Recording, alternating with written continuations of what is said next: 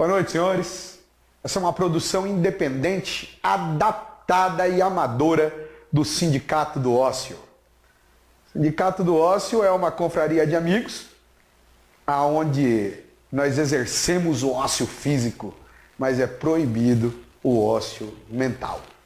Porque no entrechoque das ideias é que de vez em quando faíscam algumas verdades. Então surgiu a ideia de, a partir de então, postarmos alguns vídeos acerca das nossas impressões filosóficas de livros lidos.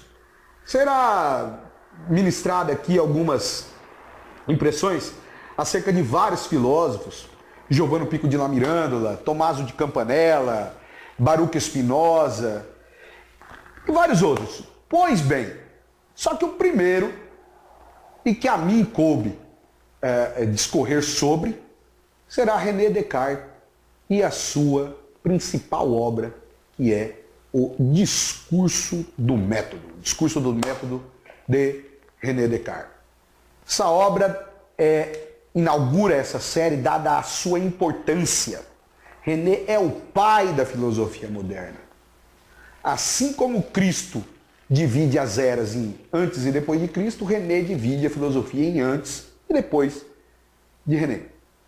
Pois bem, senhores, em princípio, eu gostaria de discorrer brevemente sobre a pessoa de René Descartes, como foi sua criação e o que o levou a escrever o Discurso do Método, como ele chegou a essa ideia.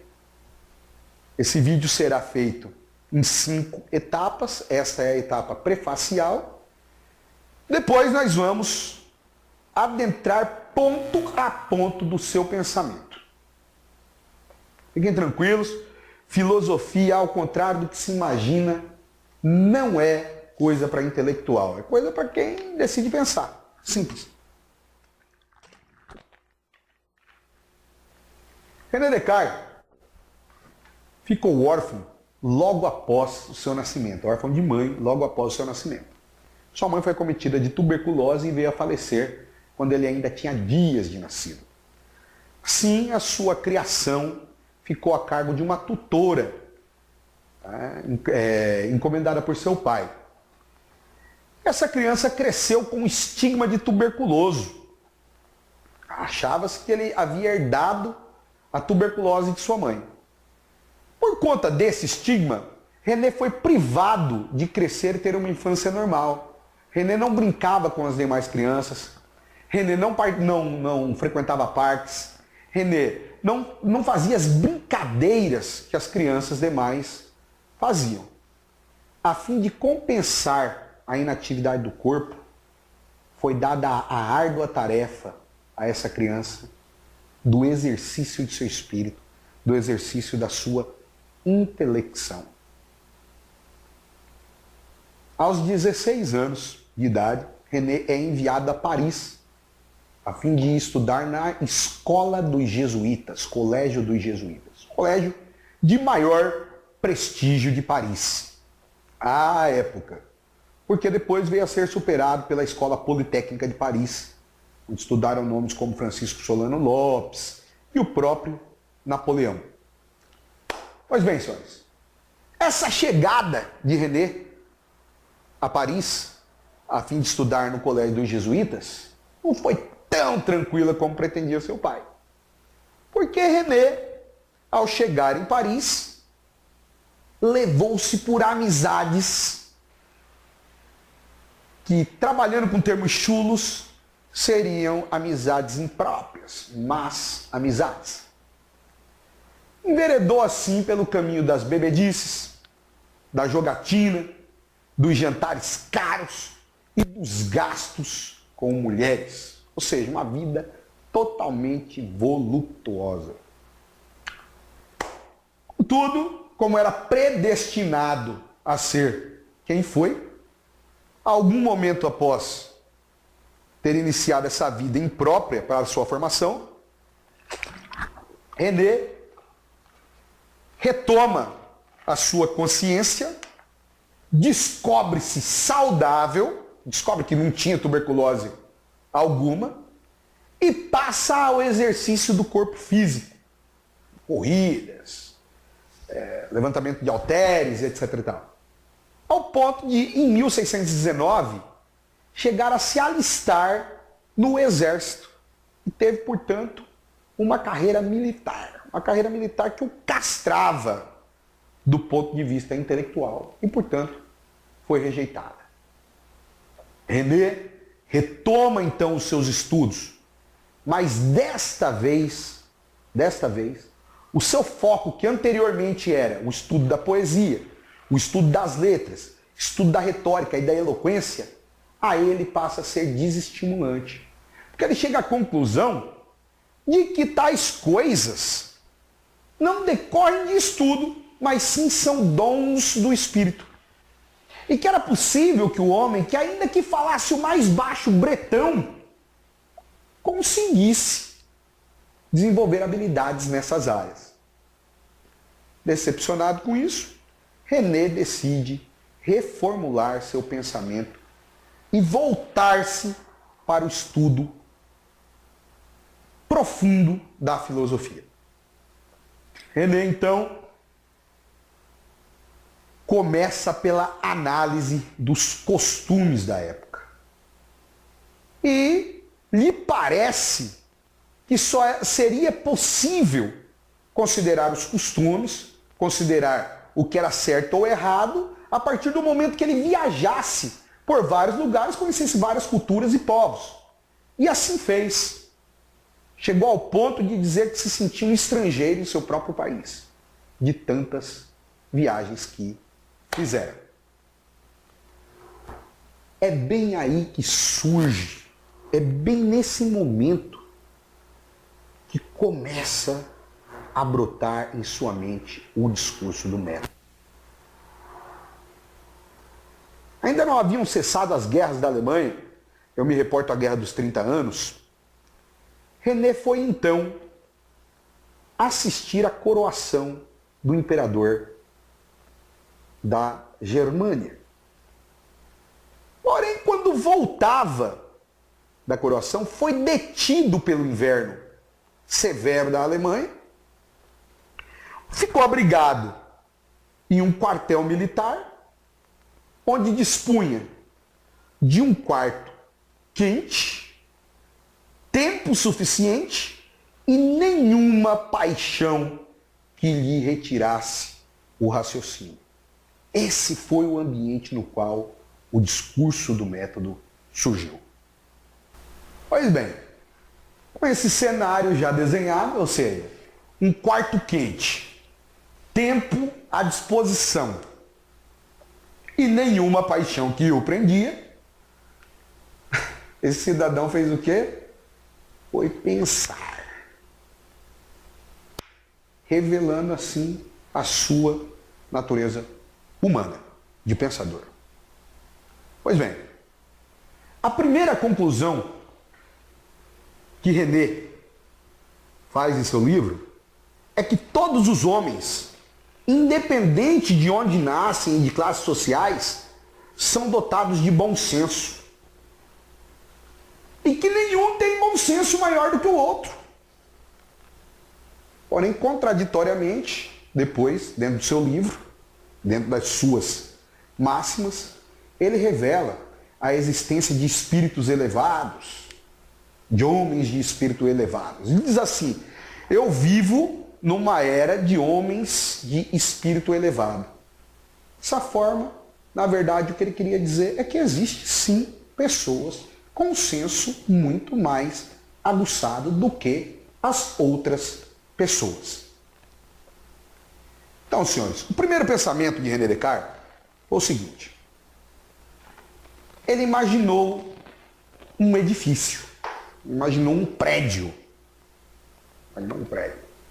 Pensou consigo que um prédio feito por um arquiteto, por apenas um arquiteto, tende a ser muito mais formoso, muito mais belo, muito mais bem construído do que um prédio construído por vários arquitetos.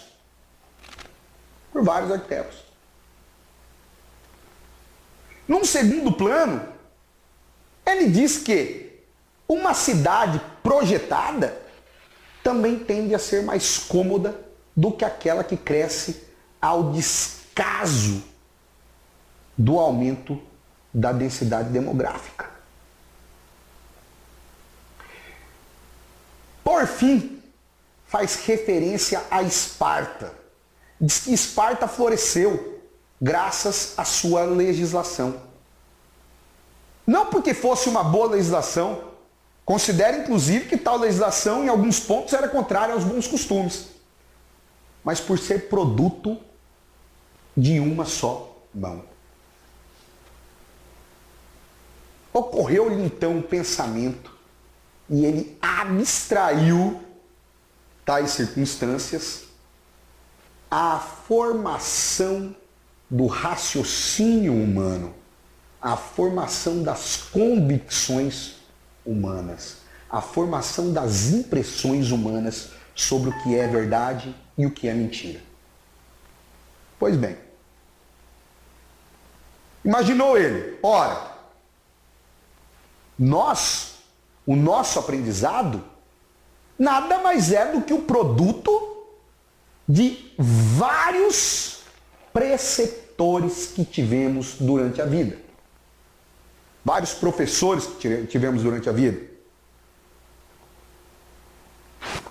E chega à conclusão de que se um apenas fosse o professor, até mesmo porque considera que esses professores da vida normalmente tinham ideias contrárias umas às outras, considera que se apenas um fosse o construtor do edifício mental, naturalmente o produto da alma humana, o produto do pensamento, seria melhor. E assim René passa a sua base filosófica, a base da dúvida. Começou por desconsiderar como verdade tudo aquilo que lhe fora oferecido sem demonstração cabal de provas científicas. A partir de então, começou a duvidar de tudo. Passa pelo princípio da dúvida. Duvidou até propriamente de sua existência. Mas, ao duvidar de si, eu duvido. Se eu duvido, existe alguém que duvida. Se eu duvido, eu existo. E confirmou a sua existência. Confirmado, portanto, a existência do homem enquanto essência, enquanto ente. A partir deste pensamento, René nos convida, nos faz um convite à desconstrução dos conceitos, à desconstrução daquilo que nos foi imposto, à desconstrução das ideias que nos foram dadas pelos nossos preceptores. E imagina ele que um livro, por mais bem escrito que seja, por mais bem dotado que possa ser o seu autor, não é capaz, em hipótese alguma, de superar o juízo de um homem de bom senso. Imaginou ele, então, que, hipoteticamente, quando estivermos falando sobre ética, não seria necessário que eu lesse 3 ou 4 livros acerca de ética para construir uma ideia de ética. Bastava o meu raciocínio próprio e de bom senso acerca da ética para que eu tivesse um produto de excelência. Convida-nos à primeira de suas ideias, a desconstrução do pensamento, demolição do edifício, demolição dos dogmas. Segundo o filósofo, era necessário que nós nos despíssemos de qualquer verdade absoluta e a tomássemos por mera possibilidade, para a partir de então, através do produto do nosso bom senso, chegarmos a conclusões corretas e sólidas. O próprio autor considerou que, em muitas das vezes, chegaríamos à mesma conclusão. Ainda que desconstruíssemos o edifício e o reconstruíssemos, chegaríamos à mesma forma. Esse foi o pensamento cartesiano. Entretanto, por vezes, também seria possível chegar a uma nova noção acerca da coisa. Eis a importância da sua filosofia. O filósofo insinua, no entanto, textualiza, no entanto, que algumas pessoas são incapazes de desconstruir um pensamento, sob pena de se ver perdido no mundo. Considera ele, então, que nem todas as mentes, nem todos os espíritos, nem todas as pessoas são capazes de demolir um conceito para reconstruí-lo. E sugere a esses que não conseguem a desconstrução de um pensamento uma segunda fórmula, uma fórmula paliativa, que é a forma da reforma do pensamento. Não se trata mais de demolir o edifício, mas de adaptações. Tira a porta daqui, coloca a porta ali, essa janela não está legal aqui, coloca essa janela ali, essa parede não fica bem aqui, coloque-a ali. Mas esclarece que a fórmula da reforma é para as pessoas de segunda classe intelectual.